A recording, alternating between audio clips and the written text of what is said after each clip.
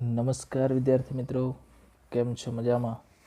હું સરળ સરવૈયા, અમારી ચેનલ સરળ એજ્યુકેશનમાં આપ સૌનું સ્વાગત છે. વિદ્યાર્થી મિત્રો, દર મહિનાની જેમ તમે જે આ વખતે રાહ જોઈ રહ્યા હતા એવી એકમ કસોટી, અત્યાર સુધીમાં 4 એકમ કસોટી લેવાઈ ગઈ અને હવે આ 5મી એકમ કસોટી જે જીએસઈબી બોર્ડ દ્વારા ગુજરાત સેકન્ડરી અને higher secondary education board Gandhinagar દ્વારા 5મી એકમ કસોટીનું પણ આયોજન કરેલ છે અને એ 5મી એકમ કસોટીનું ઇંગ્લિશનું પેપર એનું સંપૂર્ણ સોલ્યુશન આજે આપણે આ વિડીયોમાં જોવાના છીએ. ધોરણ 12 કોમર્સ, વિષય અંગ્રેજી અને એના મેક્સિમમ માર્ક્સ 25 છે. સમય એનો 1 કલાકનો છે. વિદ્યાર્થી મિત્રો, તો વિડીયો ધ્યાનથી અને છેલ્લે સુધી જોજો, જેથી તમને આ વિડીયોમાં દર્શાવવામાં આવેલી સંપૂર્ણ માહિતી એ ખ્યાલ આવી જાય અને તમારું આ પેપર સોલ્વ થઈ જાય. ઓકે, તો ચાલો વિદ્યાર્થી મિત્રો શરૂઆત કરીએ.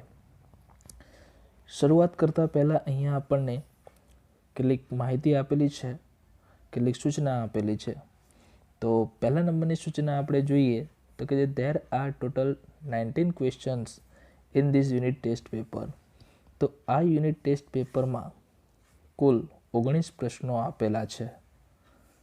બીજી સૂચના કહે છે ઓપ્શન્સ આર ઇન્ટરનલ, કે વિકલ્પ એ આંતરિક છે, વિકલ્પ અંદર આપેલા છે. Write the answers of this unit test in a notebook. આ યુનિટ ટેસ્ટ પેપરના જવાબ જે છે એ તમારે નોટબુકમાં લખવાના છે. બરાબર, તો આ હતી આપણી સૂચના. અને હવે શરૂઆત કરીએ છીએ મિત્રો આપણે સેક્શન એ, અને એમાં પહેલો પ્રશ્ન છે write whether the sentences are true or false. કે નીચેના જે વાક્યો આપેલા છે એ સાચા છે કે ખોટા જણાવો. તો સૌથી પહેલું સેન્ટેન્સ છે they are not taught that brave men die for their country's honor. બરાબર, કે માણસોને દેશના માન ખાતર મરી મીટવાનું શીખવાડવામાં આવતું નથી. તો આ આપણું યુનિટ નંબર 6 એમાંથી આવેલું છે. તો વાક્ય ખોટું છે, શીખવાડવામાં આવે છે, શીખવાડવામાં નથી આવતું એવું નહીં, એટલે વાક્ય ખોટું છે. સેકન્ડ છે the editors are an overworked and misunderstood class. બરાબર, કે કામના નીચે બોજા હેઠળ દબાયેલા અને ગેરસમજણ ભર્યો વર્ગ છે એડિટર્સ, સંપાદકો. તો વાત સાચી છે, એ ટ્રુ થશે. પછી આગળ બીજો પ્રશ્ન આપેલો છે select the most appropriate language function from the bracket and write them against sentences. કે આપણે આ બ્રેકેટમાં આપવામાં આવેલા ફંક્શનને સિલેક્ટ કરવાનું છે, પસંદ કરવાનું છે અને વાક્યની સામે લખવાનું છે. તો અહીંયા આપણને સૌથી પહેલું આપેલું છે hungry as the lion it did not kill Androcles. બરાબર, તો અહીંયા આપણને એઝ શબ્દ આપેલો છે અને એની આગળ વિશેષણ આપેલું છે. વિશેષણ એઝ એટલે કે એ કોન્ટ્રાસ્ટ બતાવે છે, વિરોધાભાસ બતાવે છે. એટલે આપણને અહીંયા બ્રેકેટમાં આપેલું છે શોઈંગ કોન્ટ્રાસ્ટ. તો આપણે આ વાક્ય 8મા નંબરની સામે લખીશું શોઈંગ કોન્ટ્રાસ્ટ. બરાબર, એના પછી છે the more talkative you are the more prosperous your business is.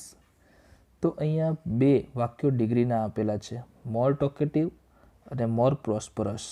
બરાબર, તો બે ડિગ્રીના વાક્યો એટલે કે ડબલ કમ્પેરિઝન થશે. તો એ આપણે આ ચોથા નંબરના વાક્યની સામે લખીશું, ઉપર 8મા નંબરની જગ્યાએ 3 નંબર સમજવું. બરાબર, તો અહીંયા આપણે ચોથા નંબરમાં લખીશું શોઈંગ ડબલ કમ્પેરિઝન. ઓકે, ત્યારબાદ આગળનો સવાલ છે સિલેક્ટ ધ મોસ્ટ એપ્રોપ્રિએટ. બરાબર, આપણે અહીંયાથી ઓપ્શન સિલેક્ટ કરવાના છે. તો પહેલાં અહીંયા ઓપ્શનમાં આપેલું છે નર why did you Ruchita not get prize why did Ruchita not get prize, શા માટે રુચિતાને ઇનામ ન મળ્યું? તો યગિત કે છે શોઈંગ કમ્પેરિઝન બતાવવાનું છે અહીંયા.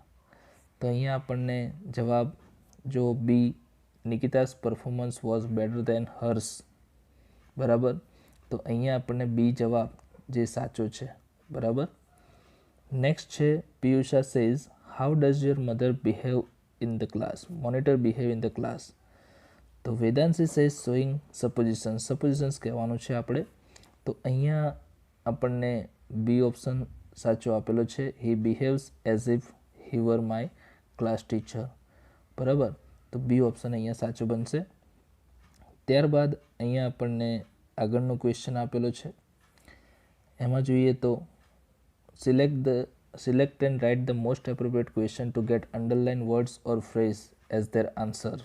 ઓકે, તો 7મા નંબરનો છે ટુ ગેટ મેન્ટલી રિલીવડ, એટલે કે માનસિક રીતે આપણે રાહત મેળવવા માટે we should listen the music, આપણે સંગીત સાંભળવું જોઈએ. તો શા માટે આપણે સંગીત સાંભળવું જોઈએ? તો Y should we listen to music, શા માટે આપણે સંગીત સાંભળવું જોઈએ? એટલે કે બી ઓપ્શન આપણો સાચો બનશે આ પ્રશ્ન માટે. બી જે why should we listen to music એ સાચો જવાબ છે.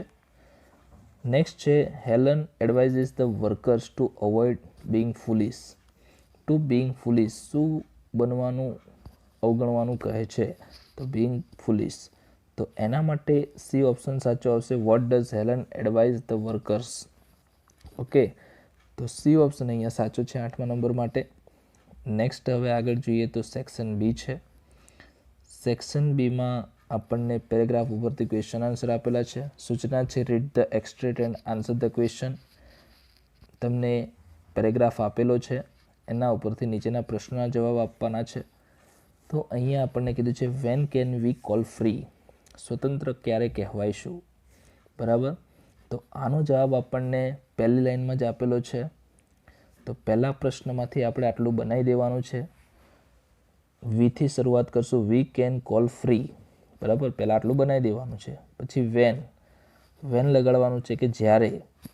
પછી પહેલી લાઈનમાં આપેલું છે the main who frame the and execute the represent the interest of the leaves of the people. તો આટલે સુધીનો આપણો જવાબ છે જે આપણે પહેલી લાઈનમાં આપેલો છે, બરાબર. ત્યારબાદ નેક્સ્ટ ક્વેશ્ચન છે what does not make a free man out of a wage slave, બરાબર.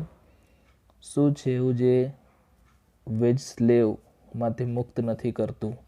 તો અહીંયા આપણને જો આપેલું છે બીજી લાઈનમાં, એટલે કે આગળ જે સોલ્વ કરો એના પછીના પ્રશ્નમાં the ballot does not make a free man out of a wage slave line આપેલી છે. તો આપણે એ જ લખવાનું છે. વોટની જગ્યાએ ખાલી ધ બેલેટ લખવાનું છે, બીજું કશું જ નથી લખવાનું. The ballot does not make a free man out of a wage slave. Okay, ત્યારબાદ નેક્સ્ટ આપણને બીજો પેરેગ્રાફ આપેલો છે. બીજા પેરેગ્રાફમાં પહેલો પ્રશ્ન who are enemies of the workers, કે જે કામદારો છે એના દુશ્મનો કોણ છે, બરાબર. તો અહીંયા આપણને આપેલું છે વર્કર્સ માસ્ટર્સ, બરાબર. કામદારોના જે માલિકો છે are enemies of the workers. Next question છે what are not warrant for the safety of their wives and children, કે જે કામદારો છે એમના પત્નીઓ અને બાળકોની સેફ્ટીની શું ખાતરી નથી, શું એ વોરંટ બતાવતું નથી? તો અહીંયા જો ત્રીજી લાઈનમાં આપ્યું છે ધેર સિટીઝનશીપ પેપર્સ. ધેર એટલે વર્કર્સ, તો આપણે ધેરની જગ્યાએ ખાલી લખીશું workers citizenship papers are no warrant for the safety of their wives and children. Okay, તો આ હતા આપણા 12 સુધીના અને 4 પેરેગ્રાફ પરથી ક્વેશ્ચન આન્સર. હવે જોઈએ તો સેક્શન સીમાં સપ્લિમેન્ટરી રીડિંગના આપેલા છે. Read the extract and answer the question. એમાં પણ પેરેગ્રાફ ઉપરથી ક્વેશ્ચન આન્સર છે. તો પહેલો પ્રશ્ન જોઈએ આમાંથી, what had the author not imagined, કે લેખિકાએ શું નહોતું ઇમેજિન કર્યું, શું નહોતું ધાર્યું? તો આ આપણને પહેલી જ લાઈનમાં જવાબ આપ્યો છે I never imagine it would be altered, બરાબર. તો શું અલ્ટર્ડ નથી? તો daily routine, my daily routine જે આગળ આપેલું છે આપણને, તો અહીંયા લખીશું the author had not imagined that. પહેલાં પ્રશ્નમાંથી એટલું બનાવી દઈશું, the author had not imagined that. પછી માય ડેલી રૂટીન છે એની જગ્યાએ આપણે લખીશું her daily routine would be altered. Okay, આ રીતે. How did the author enter the game, કેવી રીતે પ્રવેશ્યા? તો the author entered the game with the mindset that the title was in their hands. Okay, આ છે એ આપણને આપેલું છે છેલ્લેથી આગળની લાઈનમાં, I enter the game with the mindset that. આ લાઈન છે છેલ્લેથી આગળની લાઈન, બરાબર.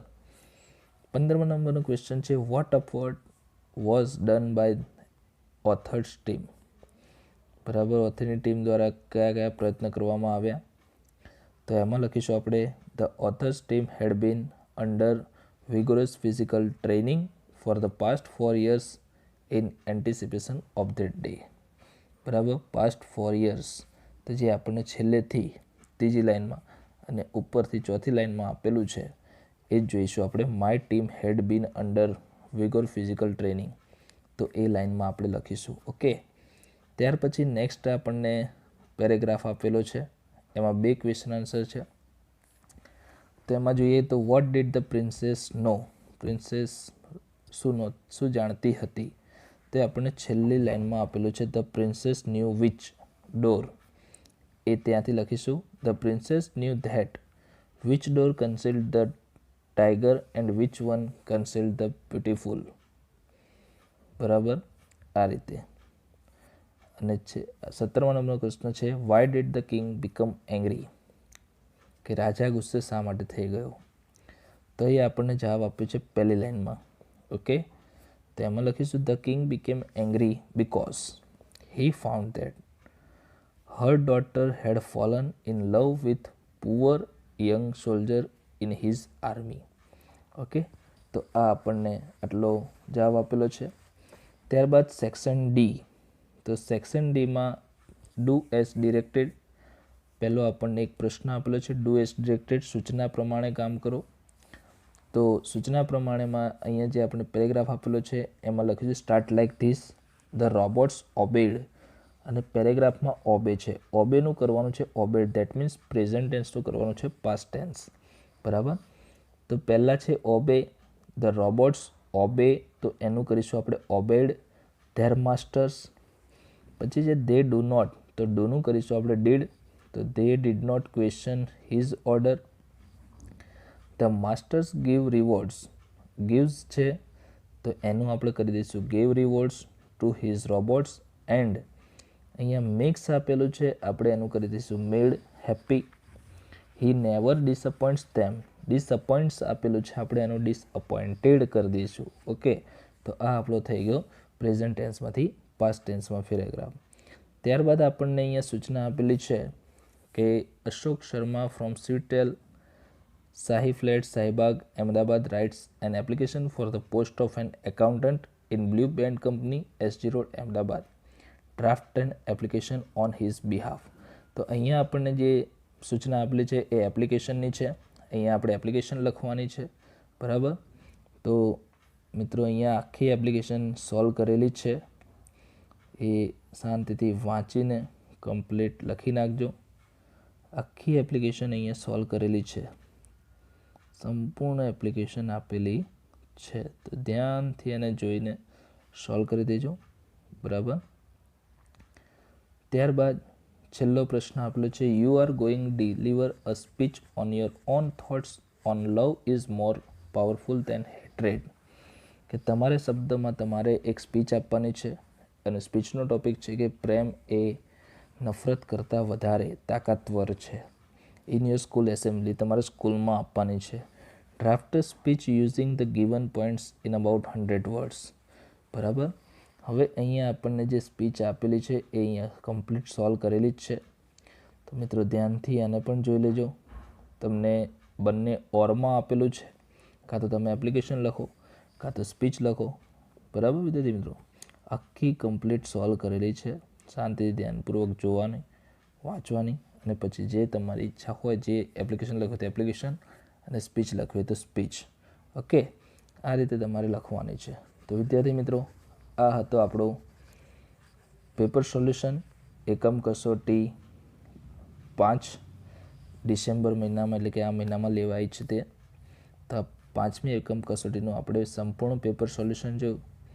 આશા છે કે તમને આ વિડીયો ગમ્યો હશે, અને જો ગમ્યો હોય તો લાઈક કરો, શેર કરો, સબસ્ક્રાઈબ કરવાનું ન ભૂલતા. ઓકે વિદ્યાર્થી મિત્રો, તો ચાલો હવે મળીશું આપણે બીજા વિડીયોમાં. ત્યાં સુધી આવજો.